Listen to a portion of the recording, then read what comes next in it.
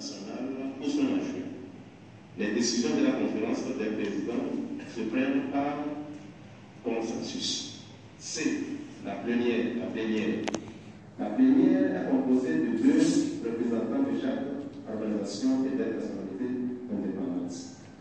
La plénière est convoquée par le coordonnateur national à la demande de la conférence des présidents pour recueillir son avis sur tous les sujets afin d'orienter les décisions.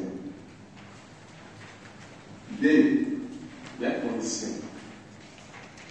Pour l'atteinte de ces objectifs du mouvement, la conférence des présidents est habilitée à mettre en place toutes les commissions qu'elle jugera nécessaires dans la cellule stratégique chargée des questions de stratégie. Ces commissions seront composées de personnes désignées par la conférence des présidents au sein des membres du mouvement. Elles peuvent, selon les besoins, faire appel à des compétences ou à des expertises extérieures du mouvement. Donc, 2. Les structures locales. Pour permettre une forte adhésion des citoyens aux objectifs qui sont fixés et les mettre à contribution pour l'atteinte de ces objectifs, le mouvement mettra en place une coordination locale dans chaque commune du Togo et les coordinations au sein de la diaspora. Article 7. Fonctionnement. La conférence des présidents s'est réunie chaque mois de façon ordinaire. Elle peut tenir des réunions extraordinaires lorsque les circonstances l'exigent. La plénière se réunit une fois tous les 2 mois. Elle peut, en cas de besoin, se réunir en dehors de cette période à la demande de la conférence des présidents. Article 8. Financement. Les financements des activités du GNC sont réalisés par les contributions mensuelles ou exceptionnelles de chaque membre.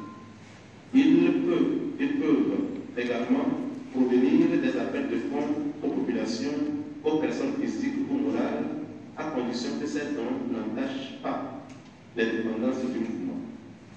Le taux des cotisations est fixé par la conférence des présidents. Article 9. Sanction.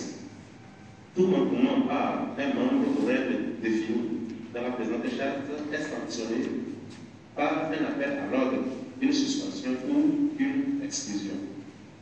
Les manquements susceptibles d'entraîner une sanction sont soumis à la commission de discipline qui, après audition de mise en cause, établit un rapport à la fonction des membres. La décision est prononcée si les 2 tiers des membres le décident. Article 10. Disposition finale. Les points non réglés par la présente charte seront soumis à la délibération de la conférence des présidents. Article 11. Modification. La présente charte peut faire objet de modification si la conférence des présidents le décide par consensus ou à la majorité des 2 tiers de ses membres. Article 12. Dissolution.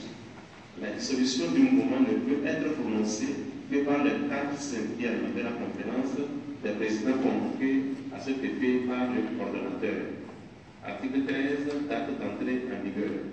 La présente charte entre en vigueur à la date de son adoption. Adoptée à le 6 juillet 2023. Merci.